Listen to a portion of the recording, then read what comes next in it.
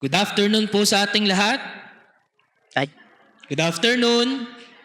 Yun, meron naman pala akong kausap. Magandang hapon po sa ating lahat. Bati mo naman yung katabi mo nang sabi mo, magandang hapon sa'yo.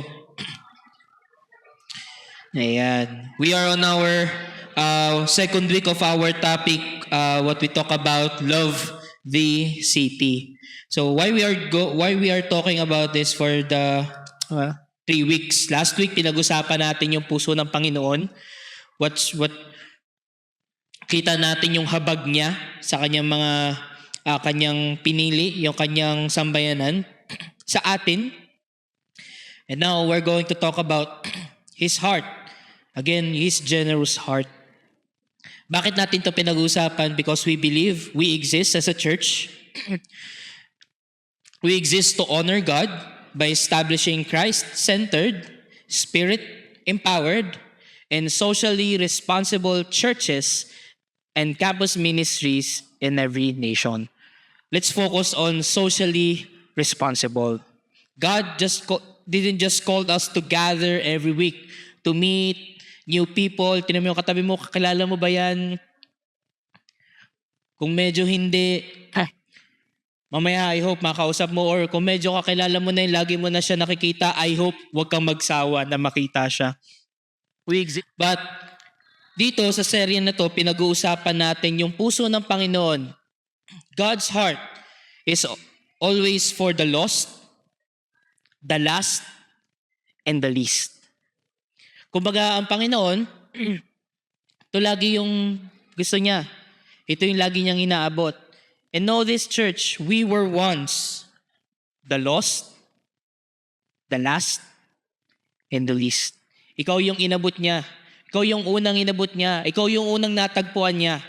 But God wants also to extend that grace and those blessings to those who are outside. Kaya tinan mo katabi mo, gagamitin niya ng Panginoon to reach out those lost people. Because He called us as a church. He called you to be His hands and feet, to love and serve others. Whatever it takes and wherever He places us. So that these people or we exist, those people who doesn't know yet Jesus may hear and experience the transforming power of God's great love. That's why as we conclude the series next week, we hope and we pray that we will be informed and inspired to be a positive change towards the common social issues we face today. This is what we are tackling about poverty, about corruption, kasi gusto rin ng Panginoon na hilumin ang ating bayan sa mga sakit na to. But as we face these social issues, we are anchored in God's compassion and we will have this courage from God's revelation of His character and His heart for the people. Now, narinig nyo na ba yung motto o yung kasabihan na it is better to give than to receive? Taas sa kamay. Ayan, yung hindi nagtaas sa kamay, baka yung gusto nila, it's better to receive than to give. Yan. Madalas natin tong maririnig. O alam natin to, kahit pikit, noon pa man, naririnig na natin to na mas mabuti ang magbigay kaysa tumatanggap. Pero let's be honest to ourselves as well. Minsan nandun tayo lagi sa gitna. Gusto mong magbigay, pero alam mo din na may pangangailangan ka. O, paano mo dinidil yung struggle na yon? Na gusto mong maging generous, pero hindi sapat yung gusto mong ibigay. Have you encountered that in your life? Or ako lang? You're torn in between. Lord, anong gagawin ko? Gusto ko naman. Gustong gusto ko. Laging may pero. Yung sitwasyon natin. But I hope and I pray that we will be encouraged and see God's generosity inspires generosity from us towards the poor. Kumbaga makita natin yung pusong mapagbigay ng Panginoon na tayo din ay tinuturuan magbigay lalong-lalo na sa nangangailangan o sa mahihirap. Inanyahan ko pong lahat na tumayo upang basahin ang ating salita ngayong araw na to. Babasahin po natin from Deuteronomy chapter 15 verse 1 to 11. It says here, sa katapusan ng bawat 7 taon, dapat ninyong kansilahin na ang lahat ng mga utang. Ito ang gagawin nyo. Hindi na dapat singilin ng nagpautang ang utang ng kapwa niya Israelita. Hindi na niya ito sisingilin dahil umabot na ang panahon na itinakda ng Panginoon na kakansilahin ang mga utang. Pwede niyong singilin ang mga dayuhan, pero kansilahin dapat ninyo ang utang ng kapwa niyo Israelita.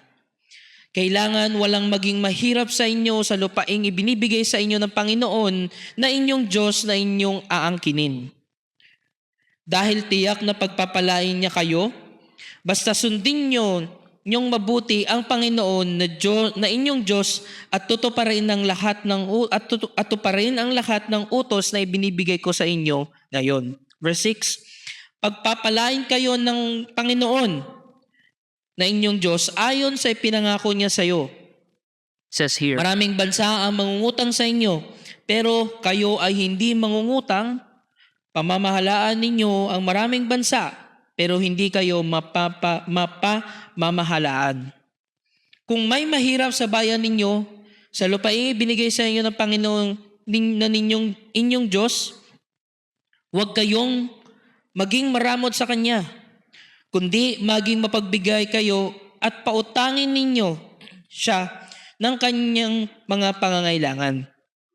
Huwag kayong mag-iisip ng masama na dahil sa malapit na ang 7 taon, ang taon ng pagkakansela ng mga utang, hindi na lang kayo magpapautang sa mga kababayan ninyong may hirap.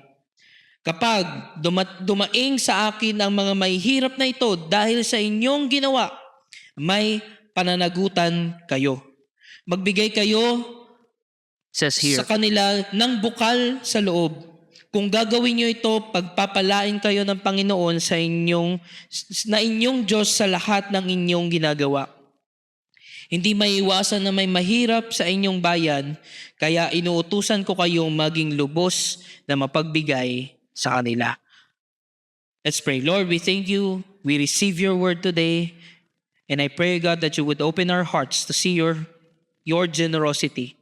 First, God, knowing that you give your best to us, Jesus. Lord, I hope and I pray that we will move in compassion to be more generous to our brothers and sisters and also extend the grace to other people. Holy Spirit, ikaw yung mangusap sa amin. Ikaw ang magbukas ang aming puso at isipan sa katotohanan. At dalangin namin sa paglabas namin ng bulwagang ito, says here, ay may sagawa namin ang iyong pinag-uutos sa amin. Bless the preaching of your word. In Jesus' name we pray. Amen then, amen. Now, yung sa binasa po natin na text ngayong araw, ay ang nagsulat po nito ay si Moses. Moses was the author of the first 5 books of the Bible, which is Genesis, Exodus, Leviticus, Numbers, and Deuteronomy. Now, si Deuteronomy po, siya po yung last book na mababasa natin. Deuteronomy literally means second law na makikita natin. Pero, pag binasa natin yung mga huling chapters ng Deuteronomy, maaaring hindi na po si Moses yung nagsulat nito, kundi si Joshua na. Kasi ito rin yung time na nagta-transition na yung leadership from Moses to Joshua.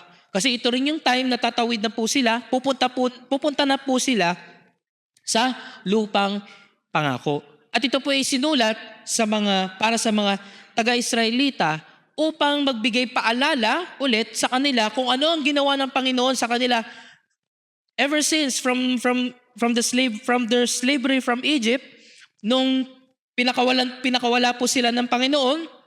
Nakatawid sila ng Red Sea, pinakain sa desyerto, at yun yung time ng pagtawid nila. Now, this time as well, Moses encouraged the people to rededicate their lives to God. Paano ba sila mamumuhay pagpasok sa lupang pangako? Sabi nga, at karamihan sa mga isinulat sa Deuteronomy also tackles, sabi nga, social issues that we also face today. At yung binasa po natin from verse 1 to 11, ito yung pagkakansela ng utang. Sabi nga, pagpapakansela ng utang dahil ang Panginoon, sabi dito, ay may concern sa mga mahihirap. Hindi lang to para pagpapakita that God also cares for the economical issues of the Israelites, but his main concern is to those who are poor. Pinapakita ng Panginoon yung kanyang pusong mahabag din dun sa mga taong naghihirap. Dito na lang sa Pilipinas. Sino dito, masasabi nyo, araw-araw makikita mo may mahirap kang may encounter. Diba? Or minsan tayo sinasabi na we are poor. We encounter those situations. Pero sabi nga, hindi lang mahalaga na basta lang alam natin na may mahirap o may nangangailangan, pero dapat alam din po natin bilang simbahan o bilang sambayanan ng Diyos na tayo po ay may responsibilidad sa kanila. Isipin po natin yung mga tao, yung mamalimos sa Metro Manila.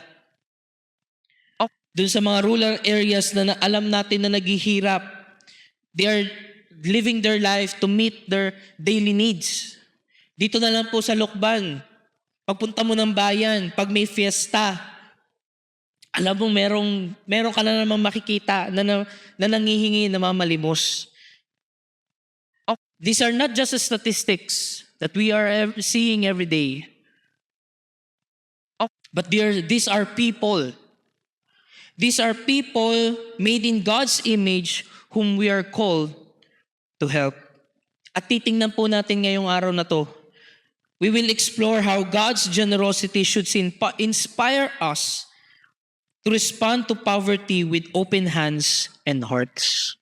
First point, makikita po natin that God's generosity is our foundation. His generosity is our foundation. Nung binasa po natin yung verse 1 to 6, nakita po natin yung pagpapalaya ng Panginoon sa kanilang mga utang. Ibig sabihin yung kanilang pinagkautangan ay pinatawad na ng Panginoon. This is not just because God wants to check and balance lang. But God wants to rescue or deliver these people from the cycle of poverty. Gustong palayain ng Panginoon. Hindi lang gusto ng Panginoon na palayain sila mula sa pagkakalipin sa Ehipto, pero gusto rin ng Panginoon na makalaya sila sa siglo ng pagkakautang. Kaya nga, yung practice na yun, ang term is the Lord's release. Makalaya sila sa matagal na pagkakautang.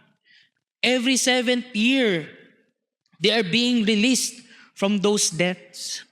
Dun sa mga utang na yun. At sino magsasabi, sana may ganun din dito, no? Yung ikapitong taon, yun, nice, wala ng utang. Bayad na ng Panginoon. But this law or this command is not for us. This is for the Israelites. But what we could learn from here is that God wanted His people to be free, not just spiritually, but financially and socially as well. Hindi lang gusto ng Panginoon na tayo palayain when it comes to spiritual, but God's desire for us as a church that we will be also released and be freed from financial crisis and social crisis. Gusto pong eliminate ng Panginoon yung kahirapan. Although, sabi nga, mangyayari lang yun kung tuloy tayong mananampalataya at susunod sa Kanya. Because we know that poverty also is a result of our disobedience to God. Or maybe, hindi naman talaga ikaw yung una. But because your parents, your grandparents, dumating sila sa punto na nagkaroon sila ng utang at ngayon kayo tayo yung nagsasuffer dun sa problema na yon. Many families today experience those challenges because imbis na blessing yun na ipapasa sa anak, utang. Imagine mo yung anak na may sisilang pa lang, paggising niya may utang na agad. Tapos pag may muwang na, biglang may lalapit sa bahay, "Hoy, may utang sa akin yung lolo mo o yung nanay mo." "Ha, hindi ko po alam. 3 years old, 5 years old, sinisingil na ng utang." Instead of blessing, we cast blessing, we give blessing to our children, we give them problems. And I hope and I pray that this is not what we are seeing to our next generation. We are not passing down the burdens that we have to them. Pero sabi nga, there's hope. Kaya sabihin mo sa katabi mo, may pag-asa. Because God's generosity is the key to our own giving. Just as God generously provides for us, we are called to share that same kindness with others. Remember, church, yung kinakanta natin kanina. We remember every day that we receive the ultimate blessing, the ultimate provision, which is Jesus Christ. If Jesus can pay the penalty of our sin, if Jesus can pay the debt of our sin, then there's provision. God will break us free from those poverty issues. At kung nagkaroon tayo ng utang, this is a heart check as well. Do we really believe God that God will give us a breakthrough in those debts? Naniniwala po ba tayo doon? At kung meron namang tayong nagkaroon ng utang sa atin at hindi ka na binalikan, nag-ghost ka na, may this is a time and moment to release them and trust God that God will touch their hearts. And God will continue to overflow the blessings to you so that you could be a blessing to other people as well. Kasi bakit? Kapag ginawa po pa rin natin to, despite of the challenges that we encounter every day, we help people, we help our brothers and sisters to release to those burdens in terms of debt and work together to break this cycle. I love this illustration in Deuteronomy chapter 24 verse 19 to 22. Sabi dito, kapag nag-aani kayo at may naiwang bigkis sa bukid, huwag na ninyong babalikan para kunin. Iwan na lang ninyo ito para sa mga dayuhan, sa mga ulila at sa mga byuda, para pagpalain kayo ng Panginoon na inyong Diyos sa lahat ng inyong ginagawa. Kung mamimitas kayo ng olibo, huwag na ninyong balikan ang mga naiwan. Itira na lang ninyo ito sa mga dayuhan, sa mga ulila, at sa mga byuda. Kung aani kayo ng ubas, huwag na ninyong balikan ang mga naiwan. Itira nyo na lang ito sa mga dayuhan, sa mga ulila, at sa mga byuda.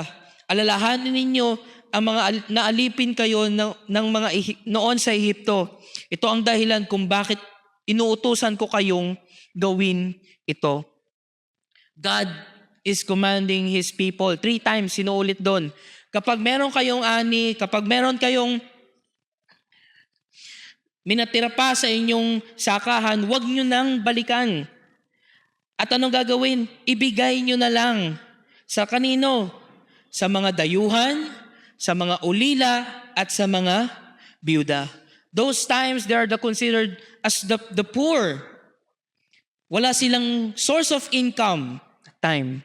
That's why God commanded them to leave those leftovers na lang. Wala akong maisip na term eh. Yung mga natira talaga. Hindi naman pangit, wala naman sinabi na tira-tira, pangit, bulok.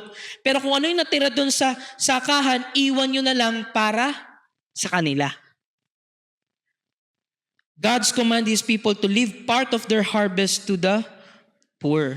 Parang merong same situation nito sa Nueva Ecija, mga rice farmers na every time na magsasaka sila, every time na merong ani, mag-iiwan sila ng ilang porsyento para sa mga taong nangangailangan.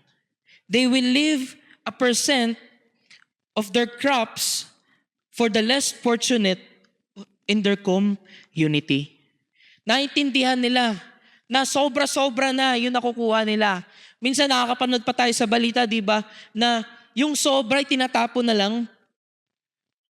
Somewhere in Baguio ata yun. Pag sobra, tapon na lang.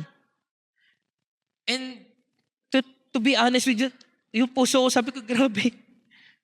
Sana ibigay na lang sa may hirap. Sana, alam mo yun, yung parang maraming nangangailangan. Sobra-sobra yung ani. Kaso walang pinupuntahan. Same thing to us, church. When we share what we have, we say to God, we say to Jesus, thank you, God. Thank you, Lord, for the blessings that we receive. And we become a blessing to other people. Sabi nga sa Psalm chapter 145 verse 16, sapat ang inyong ibinibigay at sila'y lubos na nasisiyahan. Alam natin, we will all agree here in church that God give sufficient. Sapat ang ibinibigay sa atin ng Panginoon. Amen? Hindi siya nagkukulang. Maaaring mararamdaman natin na there's a lack, there's a need, but God will always there to rescue us and deliver us from those moments because He knows what we need and He will supply those needs. That's why God called us as a church as well.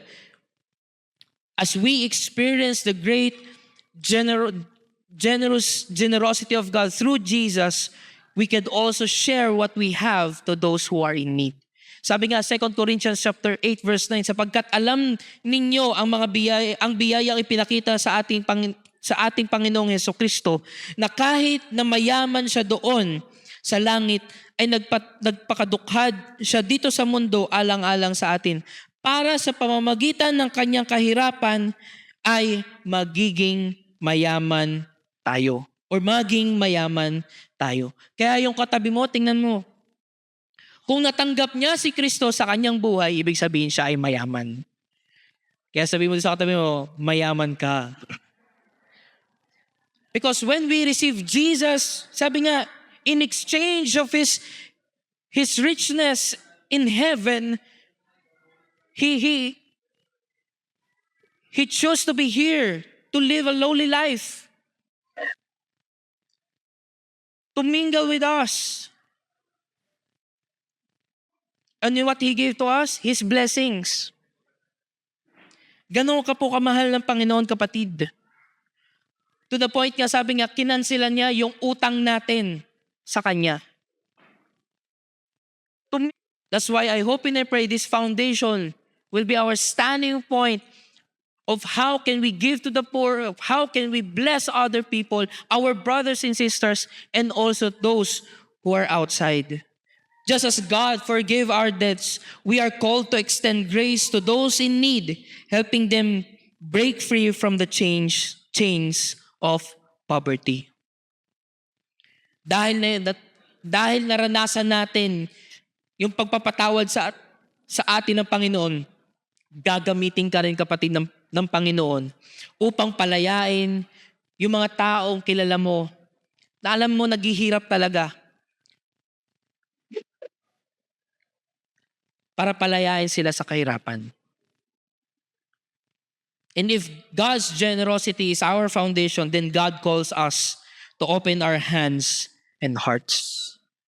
Pwede ba nating ilagay yung kamay natin sa puso natin? Ayan. If we truly understand and receive God's generosity in our hearts, gayahin niyo ako kung naintindihan natin yung puso ng Panginoon sa atin, kung bakit niya tayo napatawad, at yung generosity niya sa atin, it will not hard for us to extend our hands to those who are in need. Hindi po tayo mahihirapang maging bukas palad sa mga taong nangangailangan. Kasi naintindihan natin, thank you bro, na ang Panginoon ay mabait sa ating lahat. Deuteronomy chapter 15 verse 7 to 8. Kung may mahirap sa bayan ninyo, sa lupaing ibinibigay sa inyo ng Panginoong Diyos, huwag kayong maging maramot sa Kanya, kundi maging mapagbigay kayo at pautangin ninyo siya ng Kanyang mga pangangailangan. This is a challenge, church. Isang challenge to sa atin na huwag maging matigas ang ating puso at hindi maging bukas palad sa mga taong nangangailangan. And church, God knows our tendency to hold back when we feel uncertain. But He calls us to be generous even when it is difficult. Alam ng Panginoon na may tendency tayo to hold back. Alam ng Panginoon, may tendency tayo na, hindi ako sure. Bibigyan ko ba tong taong to? Ay, narinig ko tong tao to. Huwag na lang kaya. O kaya pag may nakita tayong bata sa labas, ay, huwag mong bigyan yan. Bakit? Ay, sindikato yan. Or umiiwas lang tayo sa scam. Tanda ako dun dati, yung sa text, no? Padalhan mo ako ng 100. Ay ngayon, nagle-level up na. We are just uncertain. It's valid, church. If you experience those challenges, if you experience those situations, we don't invalidate it. But at the end of the day, though it's difficult to trust, to give, God still calls us to be generous. It's araw-araw may ma-encounter tayo na mga jeepney driver na nahihirapang magmamasada. Or may makikita kang matanda na nagtitinda sa sidewalk, nagbebenta ng gulay. Minsan galit pa tayo, babaratin pa natin. 120, baling mo naman yan. Ako na lang po yun. Guilty po ako doon. Pero sabi ng Panginoon sa atin, Matthew chapter 5 verse 42, bigyan mo ang nangihingi sa iyo at huwag mong tanggihan ang nangihiram sa iyo. It's Leviticus chapter 19 verse 9 to 10. Kung mag-aani kayo, huwag ninyong uubusin ang mga nasa gilid ng inyong bukurin at huwag ninyong balikan para pulutin ang mga natira. Ganoon din sa inyong ubasan, huwag na ninyong babalikan para kunin ang mga natirang bunga o mga nalaglag. Iwanan nyo ito para sa mga mahihirap at mga dayuhan. Ako ang Panginoon na inyong Diyos. God calls His people to harvest, not to harvest everything, but to live to the poor some. Huwag niyong kunin lahat. Mag-iwan kayo para sa mga mahihirap. Some of us here experience that someone blessed us and someone showed generosity to us. Ako na-experience ko siya, especially nung pandemic. Diba, sino dito alam yung nangyaring community pantry? Diba, putok na putok siya nung time na yon. And some of us here experience that generosity that we didn't expect that we will receive from God. We didn't expect that we will receive from someone. Sabi ko nga po, nung time na yun, wala kaming pagkukunan na pagkain. Stranded. Kasi hindi naman po ako lukbanin. Tagapagbilaw pa po ako. At nung nangyari yung pandemic, sabi ko, saan ako kukuha ng pagkain? But we pray and we ask God, Lord, you will provide. Even, Lord, we are just locked up in this room, in this house. But God, you will provide all our needs. And then guess what? God provide a person, provide us. And at some point we experience that. As a church, tayo po meron din po tayong sinusuportahan.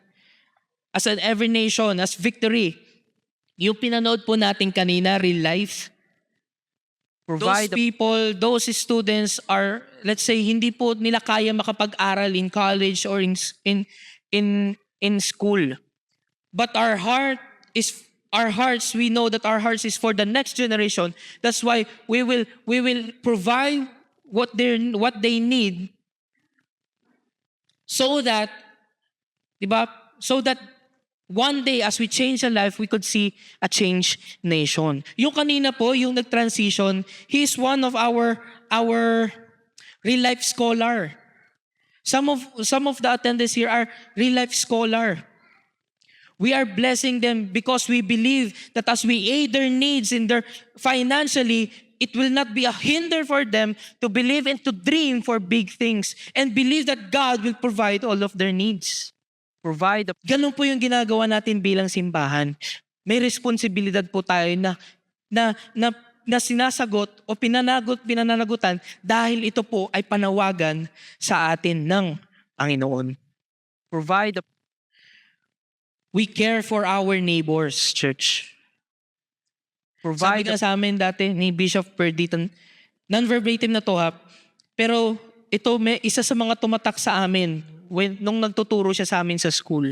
Sabi niya sa amin, ano ba naman yung kasi every time na papasok siya, meron na siyang nakareding pera dun sa kanyang, bank ba yun? May ganun din yung tatay ko eh. Pero may mga barya na siya doon. At every time na dadaan siya sa highway na yun, alam niya na may kakatok sa sasakyan niya at mamamalimos. Gagawin niya, bibigyan niya. Naka-ready na yun every time na ibibigay niya. Pero bakit niya yung ginagawa? Because he understands that as a Christian, we have a responsibility to take care of those people who are in need. Sabi pa nga niya, ano ba naman yung magbigay ka ng 10-20 sa kanila? Hindi nila ikakayaman yan today. Hindi nila yan ikakayaman. Ano ba naman yung bigyan natin yung pangangailangan nila ngayong araw? Kasi hindi na para pag-isipan ko, ipang susugal ba nila, ipang bibisyo ba nila.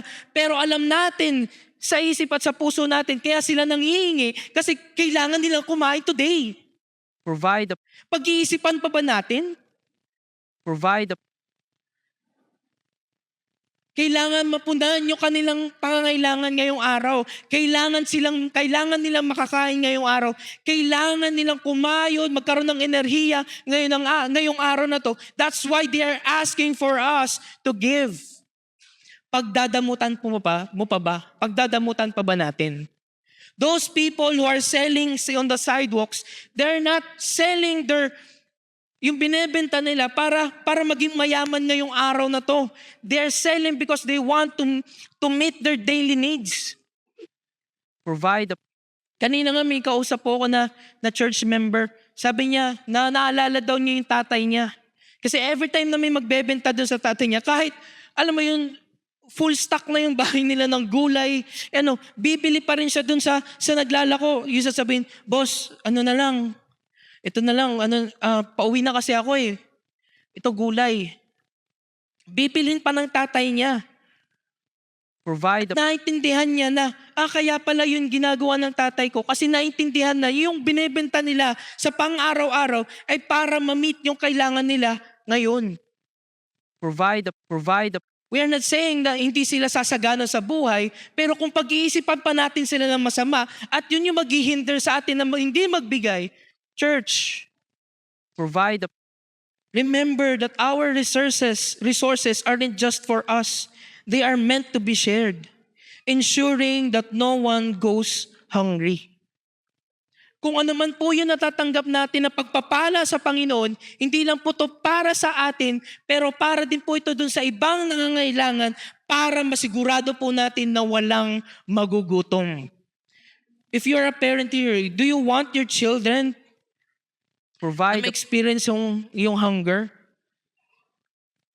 Pero sa labas, alam natin, yung mga magulang na nasa labas, ayaw din nilang maranasan yung gutom ng kanilang mga anak.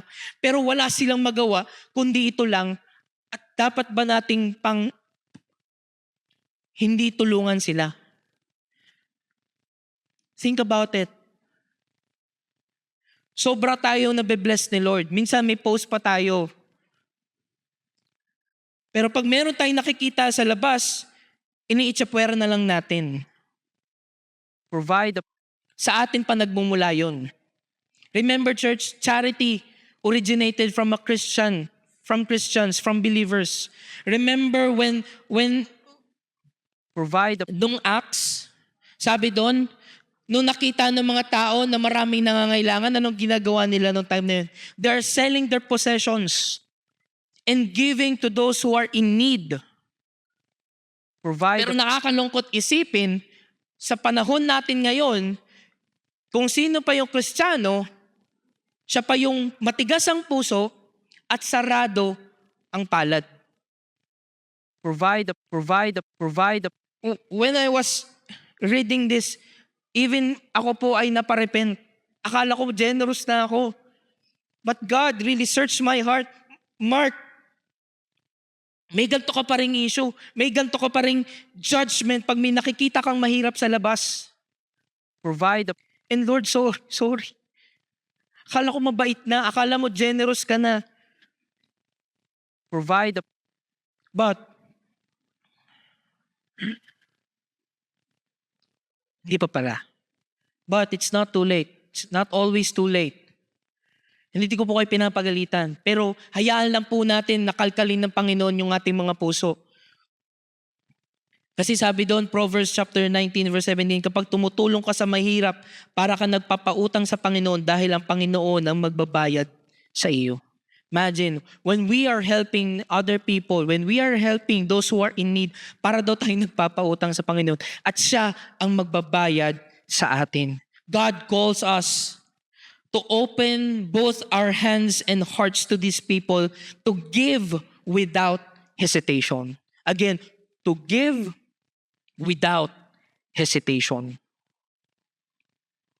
Because it's God's call for us to open our hands and hearts. And lastly, God commands generosity as a reflection of our obedience.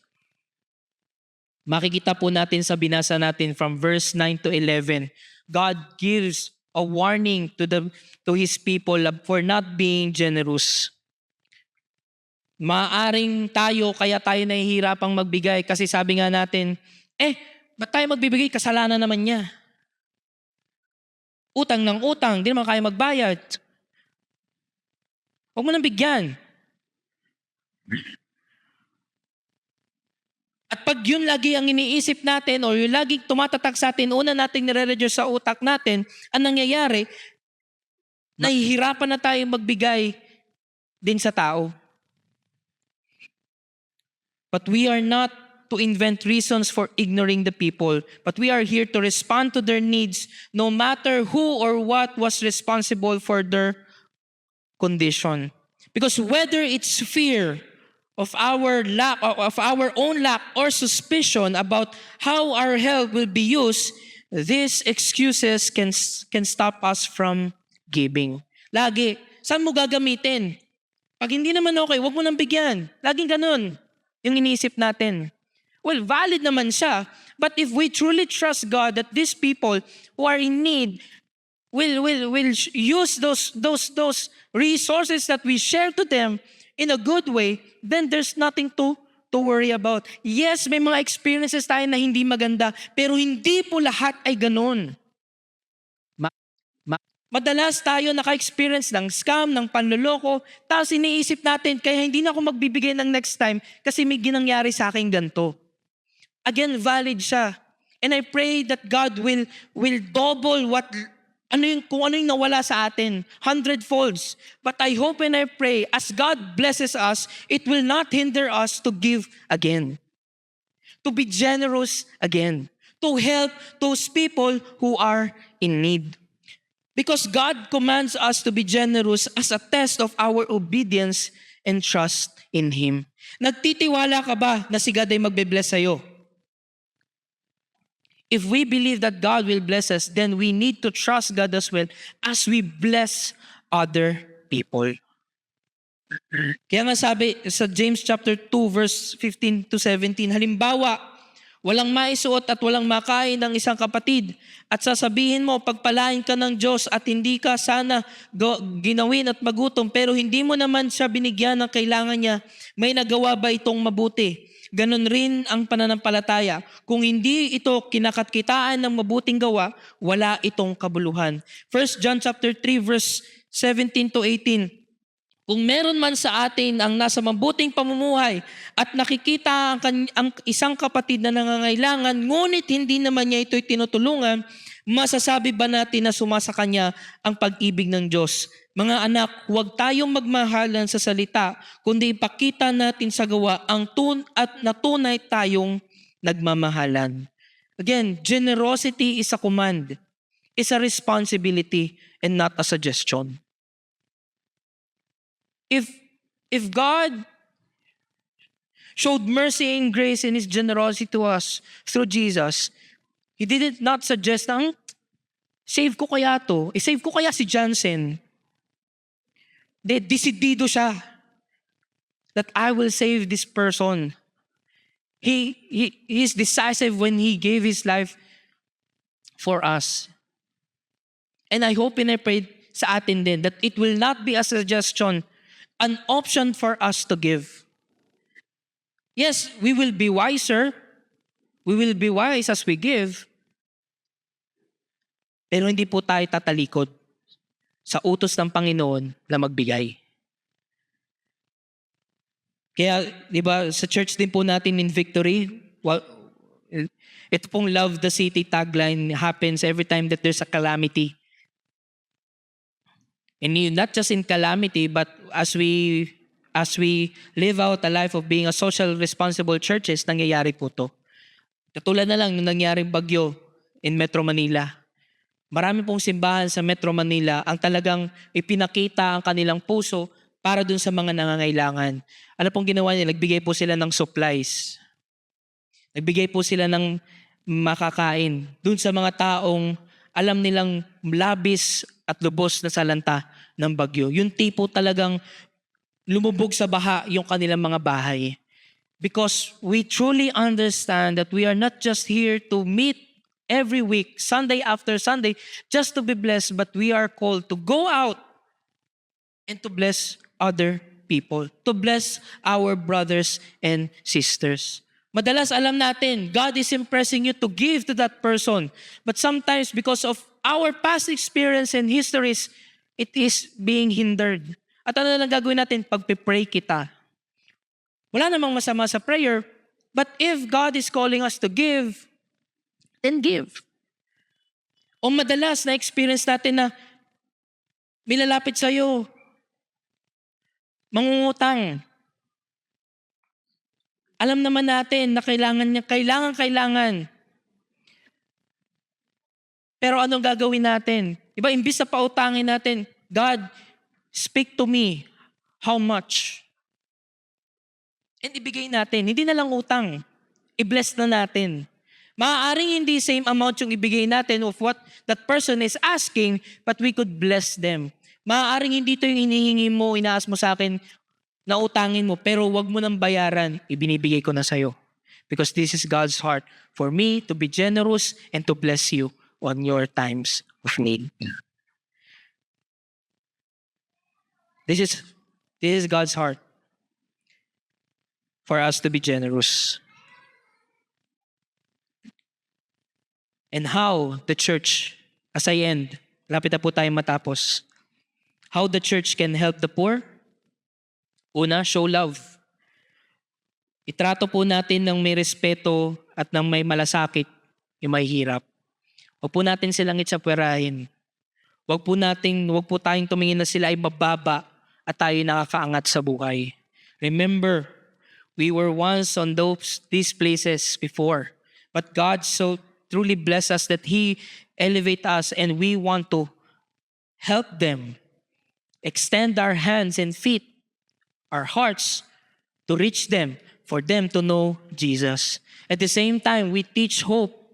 We didn't just give to them, bless these people, but we encourage them to hope, place their hope in God. And at the same time, we provide training. Hindi lang po natin sila tuturuan na magkaroon na mabigyan, pero bigyan din natin ng oportunidad sila na baka meron naman tong skills na pwedeng gamitin. At yun yung kanila maging trabaho. Sabi nga, hindi mo lang tuturuan, hindi mo lang bibigyan ng isda yung isang tao na nangailangan, kundi tuturuan mo din siyang mangisda. You're not thinking short-term solutions, but you're also thinking long-term solutions. So that hindi siya aasa o dedepende sa'yo panghabang buhay. Bigyan mo ng Trabaho. way. Paano ba siya kikita? Paano ba siya hindi lulubog sa utang? If may mga ganun na mga kaibigan, also we are friend and families to them. If we know that this is their, sorry sa term no, pero ito na yung parang ginagawa nila kabuhayan yung mangutang. Trabaho. We are the ones who would teach them, bro Trabaho. or sister, let's break that cycle because this will not be healthy for you in your family. We encourage them to break the cycle and we offer support wisely with wisdom. God calls us to be generous, but at the same time, we could ask God for wisdom on how can we give or how can we bless other people. As a conclusion, God's generosity is the model for our lives. Trabaho. No doubt, church, that God has given so much to the point that we experience His generosity when He gave His Son, Jesus, for us. And now God is calling us as a church to be channels of the generosity to others. We see the reality of poverty today, but we also see opportunities to reflect God's compassion through our actions. Makikita po natin araw-araw ang kahirapan, pero makikita po rin natin ang araw-araw na oportunidad para may pakita ang habag ng Panginoon sa kanila. The question is, are we living with open hands and hearts or are we holding back? Trabaho. Bukas ba ang ating puso at ang ating palad na magbigay or are we holding back? God is inviting you. Trabaho. God is inviting us to be part of His plan to bless others. That's why let's commit to living with a generous heart inspired by the God who has so richly blessed us. Can I invite everyone to close their eyes and bow down their heads?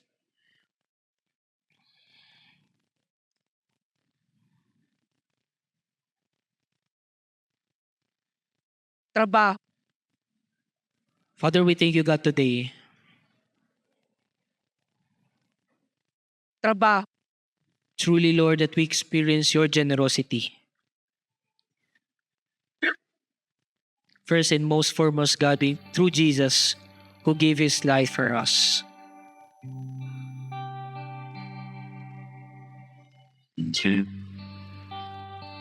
Thank you, God.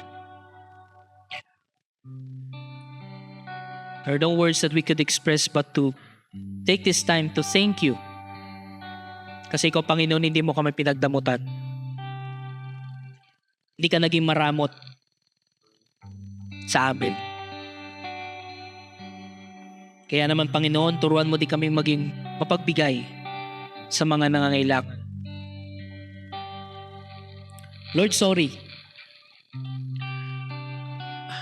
This is time as well, God, that we repent.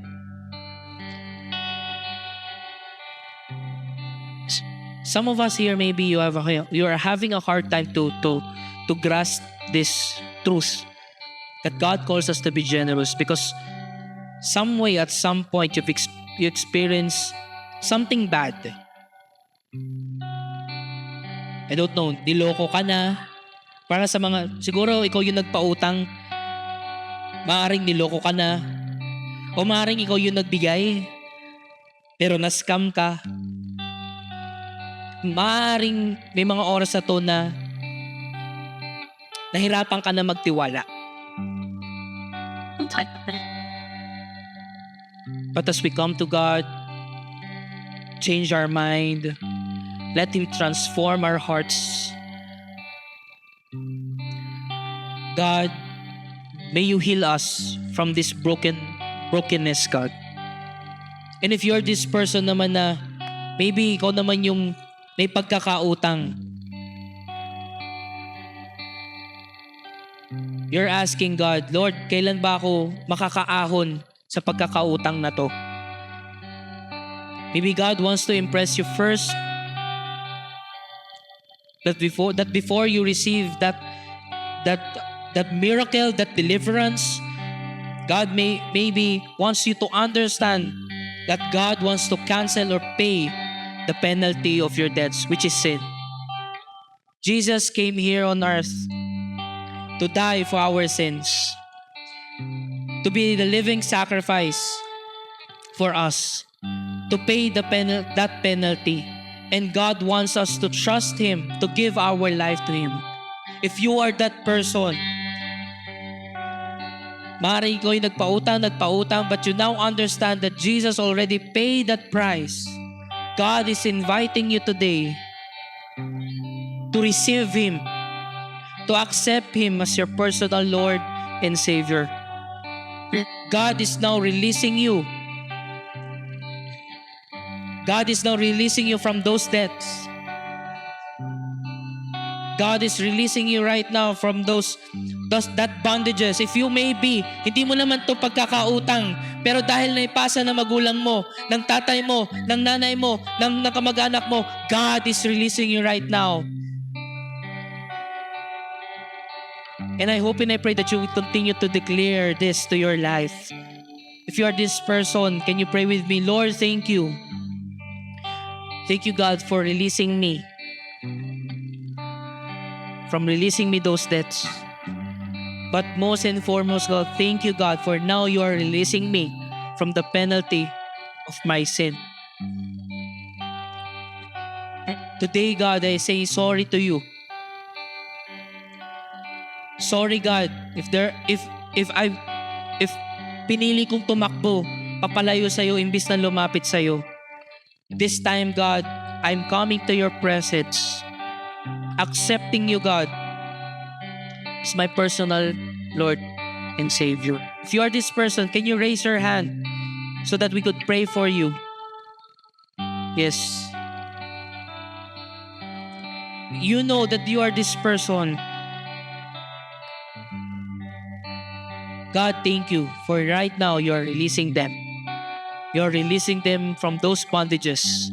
You are releasing them from those debts, God. And Lord, I pray for some of us here today. Sabi nga, tumigas na yung puso namin, Panginoon, na magbigay. At sinarado na namin ang aming mga palad para sa mga nangangailangan. Ngayon, Panginoon, dalangin namin na buksan mo ang aming mga puso at maging bukas palad, Panginoon, sa mga taong nangangailangan. At maging, sabi nga, Lord, may this be our attitude as we go, as we end this, Lord God, as we leave this place, O Lord. Lord, we ask you that you will bless us, O God. God will bless each and every one of us, church. But not only to be blessed to meet our daily needs, but God will bless you to become a blessing. Pwede po ba tayong tumayo as we worship? This is our declaration. Sabi nga, as we ask God for a blessing, we will come to the blessor. Lalapit tayo sa Panginoon na magbibigay sa ating pangangailangan. Nang sa gayon, hindi lang yung mga pangangailangan natin na matugunan, pero maging pagpapala din po tayo sa mga taong nangangailangan.